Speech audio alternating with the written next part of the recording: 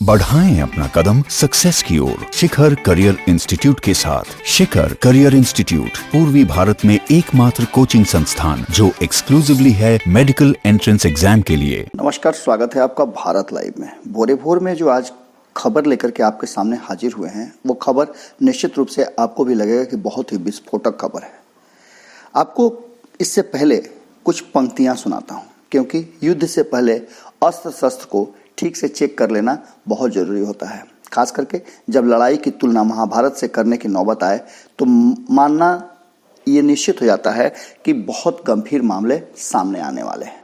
क्योंकि जब कोरोना को लेकर मोदी जी पहली बार देश की जनता को लॉकडाउन के इस महासमर में ढकेल रहे थे, तब उन्होंने ये बातें कही थी और देश के सामने रखा था कि महाभारत से भी बड़ा युद्ध हम लड़ने जा रहे हैं। खासकर बिहार के लोगों की जो रोजी रोटी दैनिक मजदूरी रिक्शा ठेला चलाकर अपने परिवार का पेट पालते हैं, उनके लिए प्रधानमंत्री ने कोई व्यवस्था पूर्व में करने की हिम्मत नहीं जुटाई, पर ये लोग पूरी हिम्मत के साथ प्रधानमंत्री जी के निर्देशों का पालन करते रहे और डटे रहे।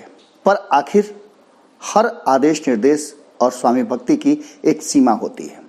मोदी जी ने तो उन्हें कोई राह नहीं दिखाया और न ही कोई व्यवस्था की।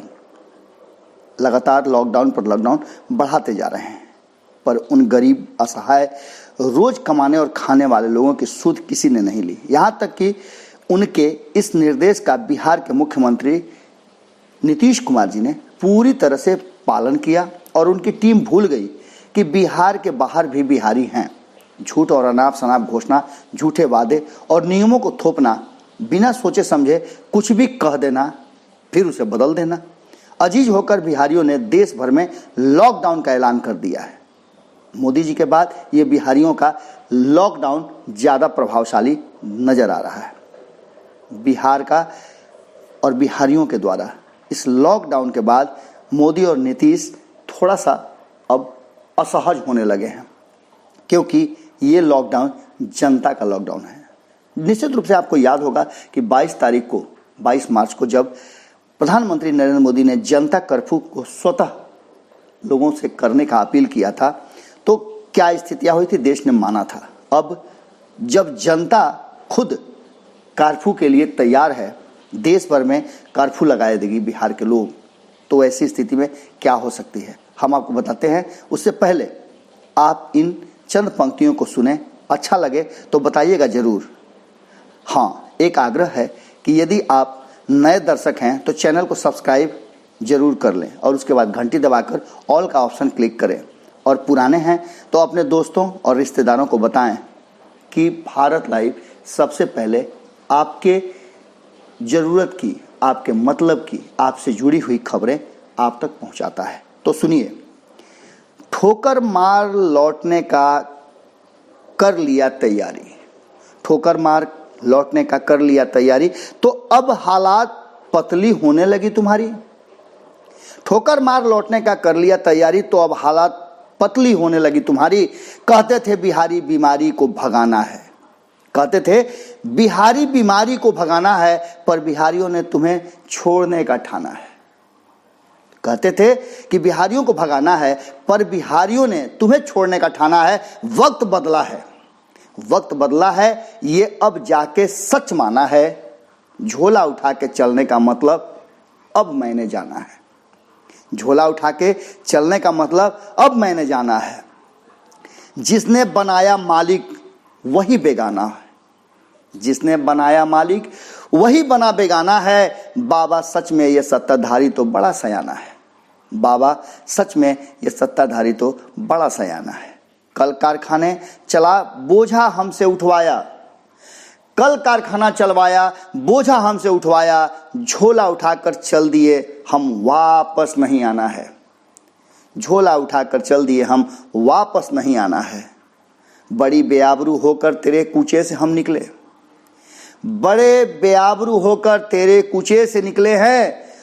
तुमने तो महीनों हमारे जमीर को कुचले हैं, तुमने तो महीनों हमारे जमीर को कुचले हैं। एक बिहारी 100 पर भारी कह बरसों खटाया है। एक बिहारी 100 पर भारी का बरसों खटाया है, 2 वक्त की रोटी के लिए 40 दिन तरसाया है। 2 वक्त की रोटी के लिए 40 दिन तरसाया है। अब चल पड़ा हूं अपनी मिट्टी में सोना उपजाऊंगा। अब चला पड़ा हूं अपनी मिट्टी में सोना उपजाऊंगा। पक्का बिहारी हूं बाबा, कभी लौट कर नहीं आऊंगा। अब ये पंक्तियां आपके दिल तक पहुंचती हैं कि नहीं पहुंचती हैं, ये दिगर बात है, पर इन पंक्तियों को ने आपको बहुत कुछ बता दिया होगा कि आखिर बिहारी क्यों लॉकडाउन इस देश भर में लगाने वाले हैं। आइए आपको तफसील से बताते हैं। आप सभी जानते हैं कि श्रमिक स्पेशल ट्रेन चलाने के साथ ही मजदूर अब अपने घर की तरफ रुख कर चुके हैं, लौटने लगे हैं, और यह उद्योग जगत के लिए बड़ी समस्या होने वाली है। यदि मजदूर गांव से लौट कर नहीं गए तो फैक्ट्रियां कौन चलाएगा, कैसे चलेंगी फैक्ट्रियां, कैसे बनेंगे आलीशान मकाने। स्थिति को गंभीरता और गंभीर समझते हुए हर राज्य के सीएम, मंत्री सब मजदूरों से अपील करने लगे हैं कि घर न जाएं, उनके लिए वो व्यवस्थाएं कर रहे हैं। उद्योग धंधे जल्द शुरू हो जाएंगे और सबको काम मिल जाएगा।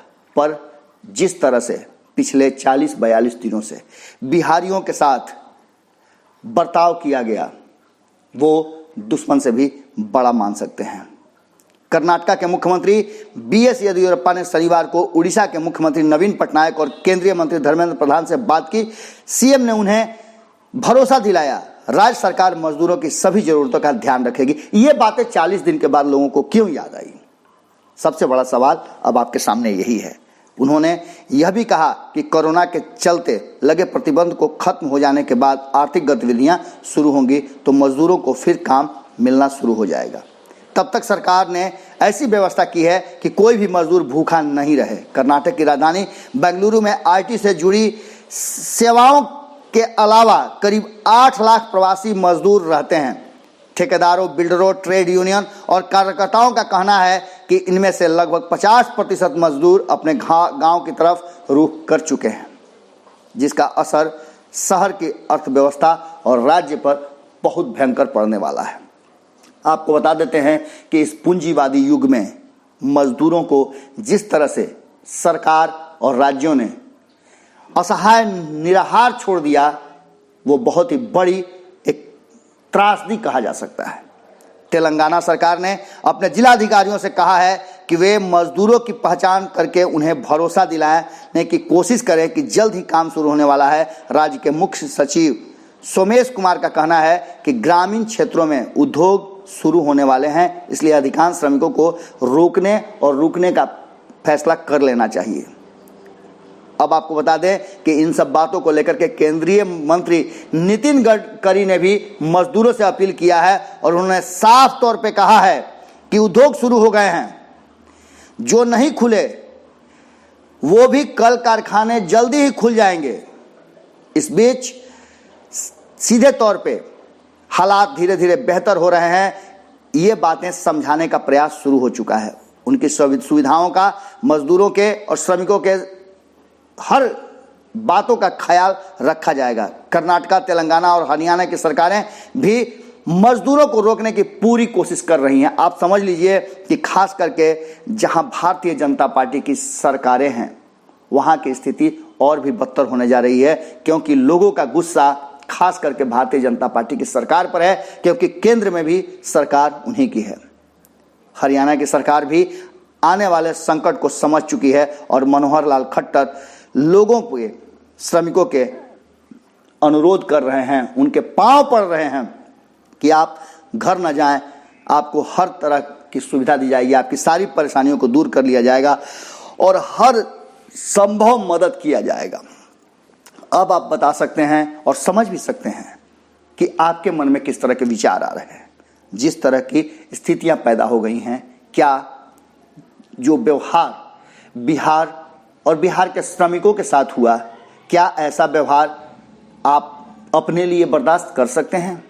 40 दिनों तक लौटने वालों ने जिस तरह की कथा और व्यथा सुनाई, उसे सुनकर निश्चित रूप से आपके भी रोंगटे खड़े हो जाएंगे, आपके आंखों से गंगा जमुना बहने लगेंगी। स्थितियां बहुत ही उल्टी हो गई है और इन स्थितियों पर कहीं ना कहीं जिस तरह की बातें सामने आ रही हैं वो ये कह रही हैं कि अब बिहार के श्रमिकों ने, मजदूरों ने यह फैसला कर लिया है कि उन्हें लौट कर नहीं जाना है और इसका असर इस देश और देश की अर्थव्यवस्था पर बहुत बुरा पड़ने वाला है। और ये बातें शायद समझ चुकी है हमारी सरकार, चाहे केंद्र की हो या राज्य की हो, वो समझ चुकी है। और समझने के बाद वो अब इस बात को भी जान गई है कि ये लोग अब अपने वतन लौट जाएंगे, अपने राज्य लौट जाएंगे तो स्थितियां कितनी विकट और भयानक हो सकती है। आप अपने विचार जरूर रखिएगा, क्योंकि आपके विचार बहुत जरूरी हैं और खास करके ऐसे समय में आपके विचार का महत्व और बढ़ जाता है जब आप बिहार के रहने वाले हैं और बिहार के श्रमिक, बिहार के लोग, बिहार के मजदूर आपके दिल के बहुत करीब हैं। हम फिर मिलते हैं आपसे। नमस्कार। अगर ये वीडियो पसंद आई और वह बिहार के राजनीति और बिहारियत से सरोकार रखेनी तो सब्सक्राइब बटन दबा के चैनल के सब्सक्राइब कर ली। ओजे एगो घंटी बा, ओकरा बटन दबा देला से कुल सटीक और मारक खबर रुआ मुफ्त में मिल जाई। अगर रुआ पत्रकारिता के हमनी के नया प्रयोग में सहयोग कर चाहतानी तो ज्वाइन बटन दबा दी। पेटीएम नंबर नोट कर ली 9386816700। धन्यवाद।